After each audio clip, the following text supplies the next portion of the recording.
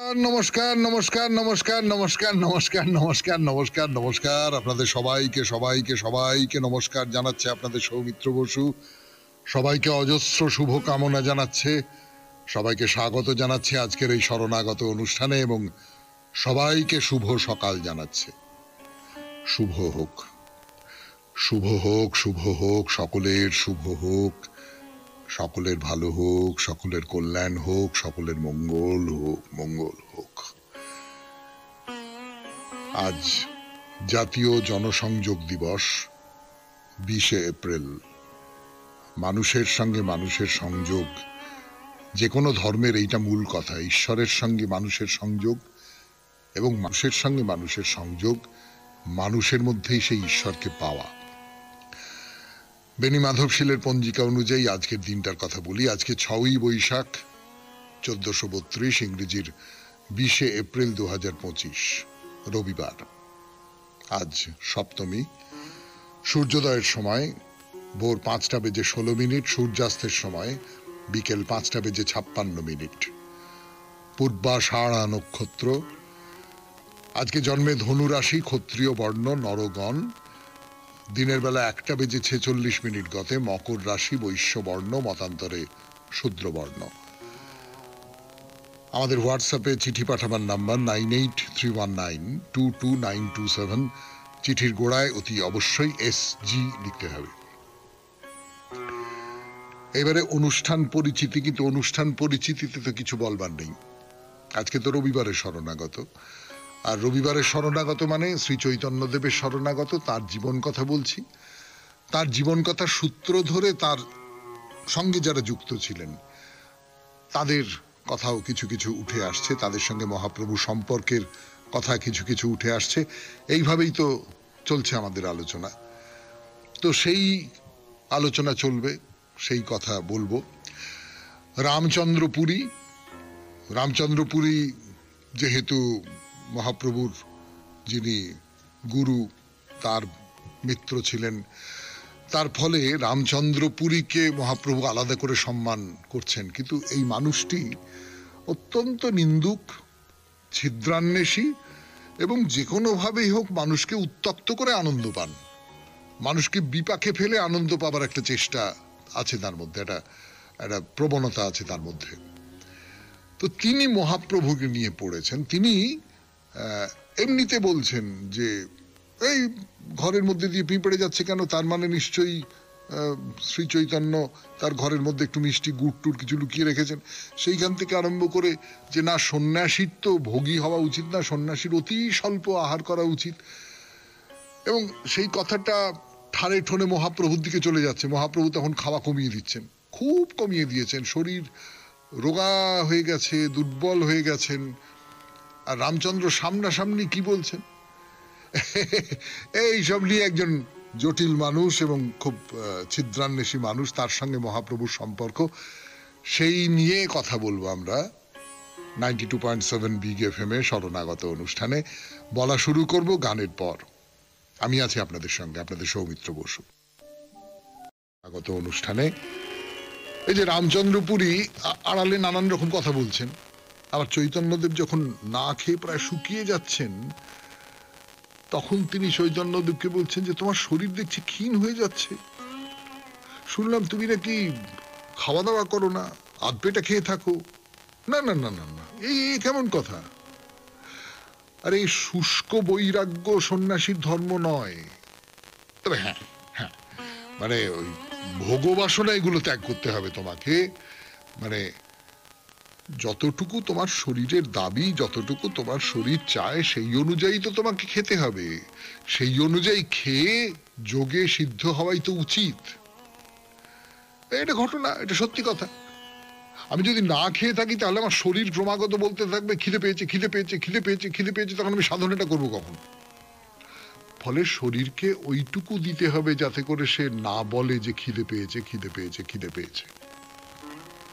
এবং রামচন্দ্রপুরী যেটা বলছেন, খুব ভালো উপদেশ দিচ্ছে যে ঠিক ঠিক মতন, পরিমাণ মতন আহার করলে শরীরটাও রক্ষা হবে, তুমি সাধন ভোজন করতে পারবে। আর যদি বেশি খেয়ে ফেলো তাহলে সেটা তো বিষয় ভোগ হয়ে যাবে না, লালসা খুব খারাপ জিনিস। লালসার কারণে আহার বিহার সব অনিয়মিত হয়ে যায় বলে আবার গীতার কথা বলছেন। গীতায় ভগবান শ্রীকৃষ্ণ অর্জুনকে বলেছিলেন, যিনি বেশি আহার করেন অথবা যিনি একেবারেই আহার করেন না তাদের যোগ হয় না। এটা রামচন্দ্রপুরী ইত্যাদির কথা বাদ দিয়ে যদি বলি, যে যিনি বেশি আহার করেন আর একেবারেই আহার করেন না, দুজনেই সমানভাবে তারা তাদের সাধনার মধ্যে যেতে পারেন না, তারা নিবিষ্ট হতে পারেন না। তো মুখে মহাপ্রভুর সামনে এই সমস্ত কথা বলেন, আড়ালে উল্টো কথা বলেন। ফলে আশ্রমের লোকজনেরা তাকে সকলেই জটিলা কুটিলা বলে ডাকে, নিজেদের মধ্যে বলে। একটু গান শুনি, তারপর ফিরে আসছি 92.7 বিগ এফএম এ শরণাগত অনুষ্ঠানে। বলবো মহাপ্রভুর কথা। আমি আপনাদের সৌমিত্র বসু। 92.7 বিগ এফএম এ শরণাগত অনুষ্ঠানে। তো রামচন্দ্রপুরীর কথা বলছিলাম আপনাদের। এই হচ্ছে তার ধরন, আড়ালে একরকম বলেন, সামনে আর একরকম বলেন, এই সব করে জটিলা কুটিলা আর কি তিনি। তো ভক্তরা একদম পছন্দ করেন না তাকে, এড়িয়ে এড়িয়ে যান, এবং তাদের আচার ব্যবহারেও যে অপছন্দটা বেরিয়ে আসে না এমনটা নয়। কিন্তু মহাপ্রভু তার ব্যবহারটা খুব একদম ঠিকঠাক, মানে খুবই সৌজন্য প্রকাশ করে কথা বলেন, খুবই ভক্তি শ্রদ্ধা করে কথা বলেন রামচন্দ্রপুরীর সঙ্গে। তো রামচন্দ্রপুরীকে একদিন মহাপ্রভু বললেন যে, আমি তো কিছু জানি না, আমি অজ্ঞ বালক বলতে পারেন আমাকে, আপনি আমাকে ঠিক ঠিক শিক্ষাই দান করেন এবং আপনার নির্দেশ আমি অক্ষরে অক্ষরে পালন করি। এ আমার কত জন্মের সৌভাগ্য। রামচন্দ্র এইরকম করে করছেন, তার ফলে মহাপ্রভু আধপেটা খেয়ে থাকছেন, এবং আশ্রমে যারা আছেন মহাপ্রভুর শিষ্য অনুচর যারা আছেন পার্ষদ, তারাও মহাপ্রভুর অনুসরণে ওই আধপেটা খেয়ে থাকছেন।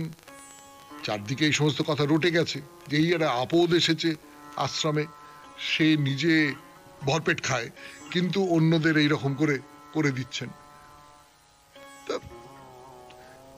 ভক্তরা তার প্রতিবাদ করছেন, মানে নিজেদের মধ্যে গুনগুন গুনগুন করছেন যে না এটা তো ঠিক না, কি কি এই লোকটা তো মহা জটিলা কুটিলা, এই সমস্ত কথাবার্তা হচ্ছে, রামচন্দ্রপুরীর কানে গেছে। তো তার মনে হচ্ছে আচ্ছা আচ্ছা আচ্ছা এই কথাগুলো মহাপ্রভু কিভাবে দেখছে সেটা একটু জানা দরকার। তো মহাপ্রভুর কাছে গিয়ে একটু খোঁজ খবর করছেন, উঁকি ঝুঁকি মারছেন, নাক গলাচ্ছেন করে, যেটা বুঝতে পারলেন শ্রী চৈতন্য এই ব্যাপারে একেবারে উদাসীন।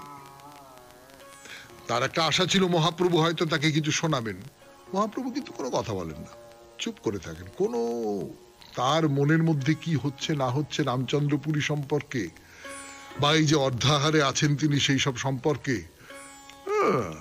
কোনো আভাসও জানান না। তো এরকম করে কিছুদিন গেল রামচন্দ্রপুরী, তারপর বললেন যে না আমি বেরিয়ে পড়ি, তীর্থ দর্শনের জন্য বেরিয়ে পড়ি বলে বেরিয়ে পড়লেন। তো এরকম সব ঘটনা ঘটে যাওয়ার বেশ কিছুদিন পরে পরমানন্দপুরী, তার কথা বলেছি আপনাদের আগে, সেই পরমানন্দপুরী খুব কষ্ট পাচ্ছেন, মানসিক কষ্ট পাচ্ছেন। একদিন ওই আশ্রমে গিয়ে মহাপ্রভুর সঙ্গে সাক্ষাৎ করতে এসছেন। তা মহাপ্রভু তো পরমানন্দপুরীকে খুব ভক্তি শ্রদ্ধা করেন, মানে মনে করিয়ে দিই মহাপ্রভু যখন সেই দক্ষিণ ভারত ভ্রমণ করছিলেন সেই সময় তার সঙ্গে দেখা হয়েছিল এবং তাকে নিয়ে এসেছিলেন এই নীলাচলে পুরুষোত্তম ক্ষেত্রে, মন্দিরের পশ্চিমের দিকে তার থাকবার জন্য একটা জায়গার ব্যবস্থা করে দিয়েছিলেন। তিনি প্রত্যেক দিনই প্রায় মহাপ্রভুর সঙ্গে মিলিত হওয়ার জন্য গম্ভীরায় যেতেন, এবং মহাপ্রভুর যারা অনুগামী ভক্ত তারা তাকে একেবারে অভিভাবক বলে মনে করতেন।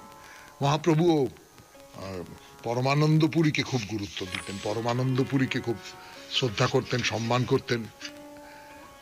এই পরমানন্দপুরী তো রামচন্দ্রপুরীর এই সমস্ত আচার আচরণ নিয়ে তো তার কাছেও গেছে খবর, তিনিও শুনেছেন, শুনে তার খুব খারাপ লেগেছে, খুব খারাপ লেগেছে।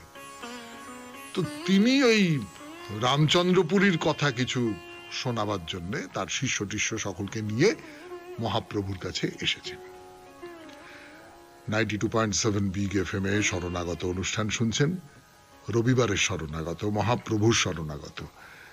ফিরে আসছি গানের পর। আপনাদের গানের আগে 92.7 বিগ এফএম এ শরণাগত অনুষ্ঠানে যে পরমানন্দ পুরী, তিনি তো সব কথা শুনেছেন, শুনে তার শিষ্য টিষ্য সকলকে নিয়ে এসেছেন মহাপ্রভুর কাছে রামচন্দ্রপুরীর ব্যাপারটা মাথায় রেখে। এসে বলছেন যে দেখো, রামচন্দ্রপুরী খুব নিন্দুক ধরনের লোক, তার ওই রকম সব জটিলা কুটিলা ধরন আছে নানান রকম, সে এরকম সব নানান রকম বলে টলে, এই খুব খারাপ কতগুলো স্বভাব আছে।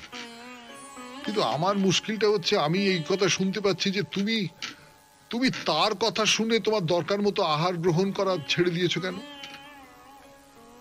তার তো এমনই স্বভাব যে সে তোমাকে দরকারের তুলনায় বেশি খাবার জন্য তাগাদা দেবে, না চাইলেও জোর করে খাওয়াবে, তারপর তোমার খাওয়া নিয়ে লোকের কাছে নিন্দে করবে। এইরকম সব লোকজন আছে, কিন্তু আমাদের চারপাশে এরকম প্রচুর লোক আছে। তো পরমানন্দপুরী ভক্তদের দিকে তাকিয়ে মহাপ্রভুকে বললেন, আমি শুনেছি সে আমার নাকি বলেছে শ্রী চৈতন্যের কত ধন আছে যে সে এমন করে খায়। সন্ন্যাসীর বেশি খাওয়া ধর্মনাশের হেতু। প্রথমে যা মনে করেছিলাম এখন দেখছি সেটাই ঠিক। সন্ন্যাসীদের ইন্দ্রিয় তৃপ্তি বজায় রাখতে গিয়ে তাদের পারমার্থিক উন্নতির প্রতিবন্ধকতা তৈরি করে, এই সব কথা বলে বেড়াচ্ছে রামচন্দ্রপুরী। এ আবার এমন মানুষ যে কে কি কত খায়, কেমন আচরণ করে, এই নিয়েই সে মত্ত হয়ে থাকে সব সময়। শাস্ত্রে যে বলেছে কারুর স্বভাব শান্ত, কারুর অস্থির, কারুর কর্ম সৎ, কারুর অসৎ, তবে কর্মের জন্য বা স্বভাবের জন্য তার প্রশংসা বা নিন্দে কোনোটাই করা উচিত নয়। রামচন্দ্রপুরী কিন্তু দুটোই করে। তুমি কেন তার কথা শুনে এইরকম অর্ধাহারে থাকছো? শুনছেন রবিবারের শরণাগত, মহাপ্রভুর শরণাগত 92.7 বিগ এফএম এ। আমি আছি আপনাদের সঙ্গে, আপনাদের সৌমিত্র বসু। গান শুনি, তারপরে আবার মহাপ্রভুর কথা। রবিবারের শরণাগত 92.7 বিগ এফএম এ আমি আছি আপনাদের সঙ্গে, আপনাদের সৌমিত্র বসু। তো এই পরমানন্দপুরী শিষ্য টিষ্যদের নিয়ে মহাপ্রভুর কাছে এসেছেন। এসে ওই রামচন্দ্রপুরী সম্পর্কে যা যা বলবার সেগুলো বলছেন যে কারণে এবার সেই কথাটায় আসছেন। বলছেন, দেখো, এই যে লোকটার ভেতরে এইরকম সব কপটতা এবং এই কপট আচারের মাধ্যমে যে কোনো একজন মানুষ সম্পর্কে তাকে খানিকটা তার ঘাড়ের ওপর দোষ দেওয়া, এইটা ওর স্বভাব ধর্ম। আমার এই নিয়ে কথা বলতে খুব খারাপ লাগে, খুব কষ্ট হয়, মন বড় চঞ্চল হয়ে ওঠে, আমার ভেতরটা ক্ষুব্ধ হয়ে ওঠে। এই ক্ষুব্ধ হয়ে ওঠাটা আমি পছন্দ করি না। কিন্তু আমি তোমাকে এই কথাগুলো বাধ্য হয়ে বলছি, তুমি ওর কথা শুনে আহার ত্যাগ করো না। তুমি এর আগে যেমন করে খেতে, যেমন করে লোকের নিমন্ত্রণ গ্রহণ করতে, যেমন করে তাদের ভিক্ষা গ্রহণ করতে, সেই রকম করে করো। এতজন মানুষ তোমার কাছে এই রকম করে অনুরোধ করছে যে আপনি এভাবে অর্ধাহারে থাকবেন না, থাকবেন না, থাকবেন না। তুমি রামচন্দ্রপুরী বলেছে বলে তাদের কথা শুনবে না? এটা কি রকম, কি আচরণ তোমার? এটা কি বুদ্ধি তোমার? মহাপ্রভু পুরোটা শুনলেন, পরমানন্দপুরীর সমস্ত কথা খুব মন দিয়ে শুনলেন। শুনে বললেন যে, আচ্ছা, তোমরা রামচন্দ্রপুরীর ওপরে এত রেগে যাচ্ছ কেন? তিনি তো সন্ন্যাসীর যেটা স্বাভাবিক ধর্ম সেইটা বিচার করেই তো উপদেশ দিয়েছেন, তাতে তার দোষ কোথায়? সন্ন্যাসী জিভের কথাটা ভাববে না, জিহ্বার তৃপ্তি সাধন যাকে বলে, জিহ্বার তৃপ্তি সাধনটা সন্ন্যাসীর কাজ নয়। সন্ন্যাসীর জিহ্বা নিজের তৃপ্তি সাধনের কথা ভাববে না, কেবলমাত্র প্রাণটুকু বেঁচে থাকে এইটুকু আহার করাটাই তার পক্ষে উচিত। কিন্তু এ তো ভালো কথা, সন্ন্যাসী এরকম করে থাকবে, মহাপ্রভু বলছেন, রামচন্দ্রপুরীর কথা মতো বলছেন। কিন্তু পরমানন্দপুরী তিনি তো তার গুরুর মতন, তিনি এসেছেন অনুরোধ করতে, এত করে বলছেন যে তুমি এটা করো না, তুমি এটা করো না, তুমি এরকম আধপেটা খেয়ে থেকো না, এতগুলো মানুষের ভালোবাসা, সেইটাকে এতগুলো মানুষের অনুরোধ তুমি এরকম ভাবে অগ্রাহ্য করতে পারো না। তো মহাপ্রভু বললেন যে আচ্ছা ঠিক আছে, বলে যতটা খেতেন তার তুলনায় একটু বেশি খাওয়া শুরু করলেন, একটু বাড়িয়ে দিলেন, এবং নিমন্ত্রণ গ্রহণ করলে ওই 2 পণ কড়ির যে আহার্য, যেটা আগে ওর নিয়ম ছিল 2 পণ কড়ির সমান খাবার আমি 2 পণ কড়ি দিয়ে কেনা যায় সেই রকম খাবার আমি গ্রহণ করব, ওই তিনি কাশীশ্বর আর গোবিন্দ তিনজনে মিলে খেতেন, তো তা তিনি সেইটা রাজি হয়ে গেলেন। অবশ্য গদাধর ভগবান আচার্য আর সার্বভৌমর ক্ষেত্রে এই নিয়মটা প্রযুক্ত হতো না, সেখানে কোনো নিয়ন্ত্রণ রাখতেন না, সেখানে তাদের যতটুকু খেতে লাগে সেই খাবারটাও নিতেন। তো এইরকম মানে মহাপ্রভু একটা সিদ্ধান্ত নিলেন, তার উল্টো সিদ্ধান্ত নিলেন, এটা আরো অনেক ক্ষেত্রে দেখা গেছে। আসলে তার ভেতরে কোথাও একটা দ্বন্দ্ব চলতো বলে আমার নিজের ব্যক্তিগতভাবে মনে হয়। কখনো তিনি ওই লোকজন কি বলবে, লোকের রীতি, সেইগুলোকে অনুসরণ করতেন, আবার কখনো নিজেকে একটু আলাদা করতেন, যেমন তিনি রামচন্দ্রপুরীর মতন সন্ন্যাসীর যা আদেশ, তিনি যা বলছেন সেইগুলোকে মেনে চলছেন, তেমনি আবার দরকারে নিজের যে ঐশ্বর্যবোধ যেটাকে বলে সেইটাও প্রকাশ করতে দ্বিধা করতেন না। মানে একদিকে শাস্ত্রীয় রীতির অনুসরণ করতেন, আবার মানুষের কল্যাণ করবার জন্য এই যে সমস্ত বিধিনিষেধগুলো আছে সেগুলো পেরিয়েও যেতেন। তো যাই হোক, রামচন্দ্রপুরী নীলাচল ছেড়ে চলে গেছেন, আশ্রমের লোকজনেরা হাঁপ ছেড়ে বেঁচেছে, আবার নীলাচলের আশ্রম আগের মতো হয়ে উঠেছে। শুনছেন মহাপ্রভুর কথা 92.7 বিগ এফএম-এ শরণাগত অনুষ্ঠানে। আরো কথা বলবার জন্য ফিরে আসছে আপনাদের সৌমিত্র বসু গানের পর। কথাবার্তা সে সপ্তাহ হলো রামচন্দ্র অন্য জায়গায় তীর্থ পর্যটনে চলে গেলেন, রাহু মুক্ত হলো নীলাচলের আশ্রম। মহাপ্রভু আবার গম্ভীরা চত্বরে বসে ভক্তদের সঙ্গে ভাগবত নিয়ে আলোচনা করেন, এইসব যা যা যা যা প্রতিদিনের যা কিছু দিন যাপন সেই রকমটা হয়, কিন্তু মাঝে মাঝে খুব অন্যমনস্ক হয়ে যান। এমন এটা মাঝে মাঝে একটা আসে যখন বোঝা যায় যে মহাপ্রভু যেন বাইরের কোনো কথা শুনছেন না, কোনো কিছু দেখছেন না, নিজের মনের ভেতরে ঢুকে গেছেন, নিজের মনের ভেতরে ঢুকে তিনি আসলে কৃষ্ণকে খুঁজছেন, এবং তার মনের ভেতরে যে সমস্ত দিব্য ভাব প্রকাশিত হতো সেটা বাইরে থেকে তার ভক্ত যারা তারা অনুভব করতে পারতেন। আর কখনো কখনো এই যে ভেতরের যে ভাবটা সেটা বাইরে প্রকাশ পেত, মানে কৃষ্ণের যে দিব্য লীলা, সেই দিব্য লীলার কথা বলতেন, ভক্তদের কাছে বর্ণনা করতেন, ভক্তরা এবারে অবাক হয়ে শুনতেন। মানে একজন মানুষ নিজের মনের ভেতরে যেটা উপলব্ধি করেছেন সেই কথাগুলো তিনি বলছেন, ভক্তদের শোনাচ্ছেন, সেটা তো প্রায় সেই উপলব্ধিটার খুব কাছাকাছি চলে যাওয়া হচ্ছে। তো কৃষ্ণ কথায় বিভোর হয়ে একদিন আপন মনে বৃন্দাবনের স্মৃতি কথা শোনাচ্ছেন যে কি সুখের দিন ছিল, আহা আর কি কখনো ফিরে আসবে গো, জল আনতে যমুনায় যাচ্ছি, দেখি পরম পুরুষ কদম্ব গাছের নিচে হাতে বাঁশি নিয়ে দাঁড়িয়ে রয়েছেন, দেখতে পাচ্ছেন, তিনি চোখের সামনে দেখতে পাচ্ছেন। এই রকম যখন তার মনের অবস্থা, তিনি ওই গম্ভীরায় যে সভায় বসে হরির কথা বলছেন, কৃষ্ণের কথা বলছেন, গান গাইছেন, উপদেশ দিচ্ছেন, ভক্তরা সকলে ঈশ্বরের যে মহিমা সেইটা নিজের ভেতরে উপলব্ধি করতে পাচ্ছেন। আবার কখনো কখনো ভক্তদের মধ্যে নানা রকম কৌতূহল, সেগুলো নিবারণ করবার জন্য তাদের সঙ্গে আলোচনাও করতেন, কোনো কোনো সংকটের মীমাংসাও করে দিতেন, ঠাকুর যেরকম করতেন। আমরা ঠাকুর শ্রী রামকৃষ্ণ পরমহংসদেবের কথামৃত তো পড়ছি, তার থেকে বুঝতে পারছি। তো একবার এক ভক্ত তাকে জিজ্ঞেস করলেন, আচ্ছা উড়িষ্যায় ভক্তরা তারক ব্রহ্ম নাম গ্রহণের সময় প্রথমে হরে রাম রাম রাম উচ্চারণ করেন, অথচ গৌড়ীয় বৈষ্ণব যারা, তারা হরে কৃষ্ণ কৃষ্ণ কৃষ্ণ হরে হরে বলে কীর্তন করেন। কেন এমন হয়? আপনাদের কখনো মনে হয়েছে এই প্রশ্নটা, যে উড়িষ্যার মানুষেরা বলেন হরে রাম, আর বাংলার মানুষেরা গৌড়ীয় বৈষ্ণব তারা বলেন হরে কৃষ্ণ কৃষ্ণ? মহাপ্রভু কি বলেন দেখা যাক। 92.7 বিগ এফএম এ শুনছেন শরণাগত, রবিবারের শরণাগত। ফিরে আসছি গানের পর।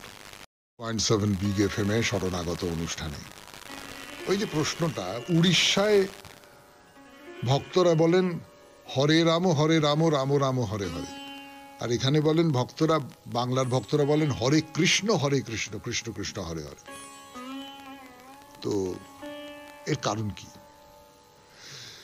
এইটার উত্তর দিতে গেলে খুব সাবধানে দিতে হবে। এমন ভাবে কোন উত্তর দেওয়া যাবে না যাতে করে উড়িষ্যার ভক্তরা রুষ্ট হন অথবা বাংলার ভক্তরা রুষ্ট হন। মহাপ্রভু যেটা বললেন সেটা ঠিকই, সেটাই একদম ঠিক রাস্তা, ঠিক পথ, ঠিক কথা বলে আমার নিজের অন্তত মনে হয়েছে। যে দুটো আলাদা দেশ, দুদল আলাদা মানুষ, সেখানে যদি দুটো আলাদা নিয়ম থাকে তাহলে অসুবিধাটা কোথায়? যেটা উচ্চারিত হয় সেটা তো কৃষ্ণ নাম, রামও তো বিষ্ণুর অবতার, তাহলে নামটা তো ঠিক ঠিক উচ্চারিত হচ্ছে। কেউ কৃষ্ণ বলছেন, কেউ রাম বলছেন, তাতে কি যাচ্ছে আসছে? ঠাকুর যেরকম বলতেন আর কি, যত মত তত পথ। তুমি কালী বলো, কৃষ্ণ বলো, শিব বলো, যা কিছু বলো না কেন, সবটাই তো ওই একই, সব পথই সেইখানে গিয়ে মিলছে। তো মহাপ্রভু সেই রকম করে বলেন, উড়িষ্যার লোকেরা এরকম করে বলেন, বাংলার লোকেরা এরকম করে বলেন, কি কি যাচ্ছে আসছে। এবং যারা শুনলেন তাদের মনে হলো হ্যাঁ ঠিকই তো, কিছু তো যাচ্ছে আসছে না। কিন্তু একটা জিনিস খেয়াল করে দেখুন, এই যে বাংলা আর উড়িষ্যার মধ্যে যে প্রভেদটা, মহাপ্রভু কখনো কিন্তু এই প্রভেদটা বাড়তে দিচ্ছেন না। সবাই সমান, নিজের নিজের মতন করে সবাই একই রকম, এরকম কথা বলছে। শুনছেন রবিবারের শরণাগত, মহাপ্রভুর শরণাগত। ফিরে আসছি গানের পর 92.7 বিগ এফএম এ শরণাগত অনুষ্ঠানে। কথা শুরু, রবিবারের কথা, শ্রী চৈতন্যদেবের কথা, 92.7 বিগ এফএম এ। আসলে এই যে সাম্য ভাবটা বজায় রাখা, এই যে উড়িষ্যার মানুষজনকেও খুশি রাখা, অন্যায়ভাবে খুশি রাখা নয়, ঠিকভাবে খুশি রাখা, বাংলার মানুষ এবং উড়িষ্যার মানুষকে খুশি রাখা, এর পেছনে কিন্তু মহাপ্রভুর একটা খুব সুচিন্তিত মনোভাব ছিল। এই যে সাম্য ভাবটা বজায় রাখা, তার কারণ তার জীবন দর্শন, তার আচরণ উড়িষ্যার মানুষকে প্রভাবিত করে। উড়িষ্যার কত মানিগুণী মানুষ, ধীমান মানুষ, তত্ত্বদর্শী মানুষ, জ্ঞানী মানুষ, তারা তার কাছে আসেন, তাকে মানেন, তার কাছে আত্মসমর্পণ করেছেন। অনেকেই তাকে ঈশ্বর বলে মনে করেন, এবং মহাপ্রভু সবাইকে কৃষ্ণ প্রেমে উদ্বুদ্ধ করছেন। দিনের পর দিন কত ভক্ত তার সভায় আসেন, গম্ভীরার চত্বর একেবারে ভক্তদের ভিড়ে পরিপূর্ণ হয়ে যায়। এমন একটা অবস্থা হয়, যারা পরের দিকে আসতেন তাদের আর জায়গা হতো না, তারা ভেতরেই ঢুকতে পারতেন না, বাইরে দাঁড়িয়ে গোলমাল করতেন। তো মহাপ্রভু বললেন যে না, তারা বাইরে দাঁড়িয়ে থাকবে কেন, তারা কৃষ্ণ নাম শুনবে না কেন? মহাপ্রভু তখন বাইরে বেরিয়ে আসতেন। বাইরে বেরিয়ে এসে সকলের সামনে দাঁড়িয়ে দুহাত ওপরে তুলে বলতেন, কৃষ্ণ কহো, কৃষ্ণ কহো, কৃষ্ণ কহো। তারাও মোহিত হয়ে মহাপ্রভুকে দেখতেন আর মহাপ্রভুর কণ্ঠস্বর শুনতেন, মহাপ্রভুর এই যে আহ্বান, সেই আহ্বান শুনতেন এবং আপ্লুত হয়ে পড়তেন। কিন্তু এরই মধ্যে এই যে সুন্দর সুছন্দে চলেছে মহাপ্রভুর লীলা, এর মধ্যে মাঝে মাঝে কোনো বাধা আসতো, মাঝে মাঝে কোনো তিক্ততা আসতো। সেই তিক্ততা মহাপ্রভু দূর করে দিতেন, করে আবার নির্দিষ্ট পথে ভাবনা চিন্তাকে, ভক্তদের যে ভাবনা চিন্তা, তাকে এগিয়ে নিয়ে যেতেন। শুনছেন মহাপ্রভু শ্রী চৈতন্যদেবের কথা। এইবার একটা ঘটনার কথা বলবো। 92.7 বিগ এফএমে শরণাগত অনুষ্ঠানে গানের পর রামচন্দ্রপুরী চলে গেছে। মহাপ্রভু আহার গ্রহণের ব্যাপারে আবার খানিকটা আগের মতন ফিরে এসেছেন। সবাই খুব সুখী। তো একদিন সকালবেলা ভক্তদের নিয়ে আলোচনা সভায় বসে কথাবার্তা বলছেন। সকলে একবারে বিভোর হয়ে তার কথা শুনছেন। এমন সময় কিছু মানুষ দৌড়তে দৌড়তে দৌড়তে দৌড়তে বাইরে থেকে ভেতরে এসেছে। এসে মহাপ্রভুকে বলছে যে মহাপ্রভু মহাপ্রভু ভবানন্দের যে বড় ছেলে গোপীনাথ, তাকে চাঙ্গে চড়াবার জন্য রাজার ছেলে পুরুষোত্তম জানা তাকে বদ্ধভূমিতে নিয়ে যাচ্ছে। সে কি? ভবানন্দের জ্যেষ্ঠ পুত্র গোপীনাথকে বদ্ধভূমিতে নিয়ে যাচ্ছে? তা সবাই খুব বিচলিত হয়ে উঠেছে।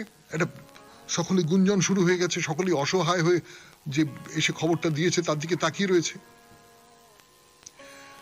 আসলে এমনি সাধারণভাবে শাস্তি দেবার জন্য বদ্ধভূমিতে একটা মঞ্চ তৈরি করা থাকতো, এবং ওই যেটাকে বলছে যে চাঙ্গেও মানে হচ্ছে এই মঞ্চের তলায় খুব ধারালো তরোয়াল, সেগুলোকে বেঁধে রাখা হতো। ওই আসামিকে খুব উঁচু একটা জায়গায় তুলে সেখান থেকে তাকে ওই তরোয়ালের উপরে ফেলে দেওয়া হতো। একে বলে চাঙ্গে চড়ানো। তো যাদের মৃত্যুদণ্ড দেওয়া হয়েছে তাদের এই রকম করে বধ করা হতো। এখন যেমন ফাঁসি দেওয়া হয়, তখন এই রকম করে বধ করা হতো।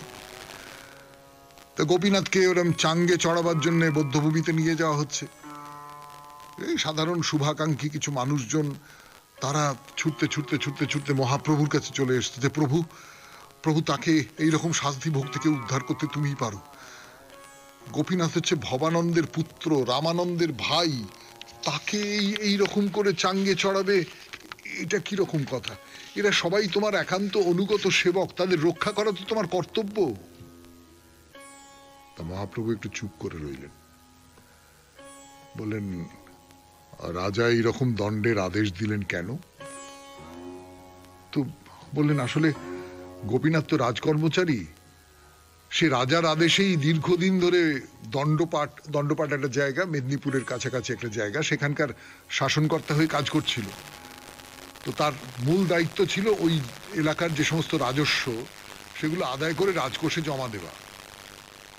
তো এর আগে এক সময় ওই যতখানি রাজস্ব তার জমা দেবার কথা ততটা জমা দেয়নি। প্রায় 2 লক্ষ কাহন কৌড়ি অর্থ কম জমা দিয়েছিল। রাজা এখন তার কাছে সেই টাকা দাবি করছেন। এখন গোপীনাথের এমন আর্থিক অবস্থা যে সেই পরিমাণ অর্থ ফেরত দেওয়ার সামর্থ্য তার নেই। তার কাছে নগদ মূল্য বা যা কিছু দিয়ে এই ধারটা শোধ করা যায় সেই রকম কিছু নেই তার। তবুও সে বলছে যে আমার কাছে 10-12টা ঘোড়া আছে, রাজা যদি মনে করেন সেগুলো এখন তিনি কিনে নিতে পারেন।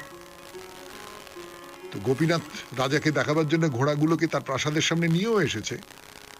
তো রাজার এক ছেলে ঘোড়া কেনা বেচার কাজ করত, তার আশা সে নিশ্চয়ই সেগুলোর উচিত মূল্য নির্ধারণ করতে পারবে, তাহলে এই ব্যাপারটা একটু নিষ্পত্তি হবে। তো রাজা তার ছেলে পুরুষোত্তমকে ঘোড়াগুলো দেখে আসবার জন্য আদেশ করেছেন। সেখানে গিয়ে ঘোড়াগুলোকে দেখে দরদস্তুর করে যতটা সম্ভব দাম কমিয়ে এমন একটা দাম ঠিক করেছে যে গোপীনাথ সেইটা শুনে খুব বলছে, না না এইটিকে দাম হতে পারে নাকি, না এই দামটা ঠিক দাম আপনি বলছেন না। তারপরের কথা গানের পরে 92.7 বিগ এফএমে শরণাগত অনুষ্ঠানে ফিরে আসছি। আমি আপনাদের সৌমিত্র বসু। গোপীনাথ সরাসরি এই যে রাজপুত্র যে ঘোড়ার দামটা বলছে যে যথাসম্ভব কম দাম ধার্য করছে আর কি, গোপীনাথ সেইটা পছন্দ করছেন না। তিনি জানেন যে এই ঘোড়াগুলোর দাম কত, অনাবশ্যক কমিয়ে দামটা ধরছে। এবং গোপীনাথের সঙ্গে রাজপরিবারের খুব ভালো সম্পর্ক ছিল, রাজা খুব স্নেহ করতেন তাকে। সেই সম্পর্কের জোরে তার ওই রাজাকে সবাই ভয় করে চলে, তার কাছে সবাই মাথা নিচু করে থাকে, এই যে ব্যাপারটা সেইটা ওরকম করে ছিল না। খুব সহজভাবে খোলা মনে তাদের সঙ্গে ব্যবহার করতেন। এবং এই যে রাজপুত্র পুরুষোত্তম, সেও বন্ধুর মতো সেই জন্য তাকে সমীহ করে যে খুব কথা বলতে হবে এটা মাথাতেই ছিল না। আর এই যে পুরুষোত্তম রাজার ছেলে, তার একটা মুদ্রা দোষ ছিল, সে থেকে থেকে এদিকে ওদিকে ওপর নিচে মাথা ঘোরাতো। তো পুরুষোত্তম ঘোড়াগুলোর যে দাম কি হবে সেইটা বলতে গিয়ে এমন একটা অদ্ভুত দামের কথা বলল, এত কম দামের কথা বলল যে গোপীনাথ রেগে গেছে। রেগে গিয়ে গোপীনাথ বলছেন যে শোনো, আমার ঘোড়া তো তোমার মতন এদিক ওদিক ঘাড় ঘোরায় না, তাহলে তাদের দাম এত কম হবে কেন? এই রাজপুত্র ভয়ানক রেগে গেছে, আমার মুদ্রা দোষ নিয়ে কথা হচ্ছে এবং সেই কথাটা বলে ঘোড়ার সঙ্গে উপমা দেওয়া হচ্ছে। সে ক্রোধে অগ্নিশর্মা হয়ে কোনো দিকে আর না তাকিয়ে খোদ রাজার কাছে গিয়ে বলল, অনেক বাড়িয়ে বাড়িয়ে বলল, অভিযোগ করলে যেরকম হয় আর কি, প্রচুর অতিরঞ্জিত করে বলল যে বকে অর্থ দেবে না, লুকিয়ে থাকবে, আর এখন কিনা অর্থাভাবের কথা শোনাচ্ছে, টাকা পয়সা নিয়ে এই সমস্ত বলছে। এসব তো সহ্য করা যায় না। আপনি আদেশ দিন, আমি তাকে শুলে চড়াবো। শুলে চড়াবার কথা বললে প্রাণের দায় টাকা দেবে, নইলে টাকা লুকিয়ে রেখেছে ও। তো রাজা বললেন, ঠিক আছে, তুমি যা ভালো বোঝো করো, আমি আমার টাকা ফেরত চাই। তুমি কিভাবে সেই টাকা জোগাড় করে আনবে সেটা তুমি ঠিক করো, যাও করো। এই তো বাবার আদেশ পাওয়া গেছে এবং বকেয়া টাকা উদ্ধারের বিকল্প কোনো রাস্তার সন্ধান তার সামনে নেই, কিন্তু প্রচন্ড অপমান, এই রকম ভাবে আমাকে অপমান করেছে। এই অবস্থায় গোপীনাথকে শুলে চড়াবার ছলে তাকে বদ্ধভূমিতে নিয়ে যাচ্ছে। এই খবরটা মহাপ্রভুর কানে এসে পৌঁছলো। তারপরে কি হলো? পরের রবিবার 92.7 বিগ এফএম এ শরণাগত অনুষ্ঠান আজকের মতো এখানেই শেষ করছি।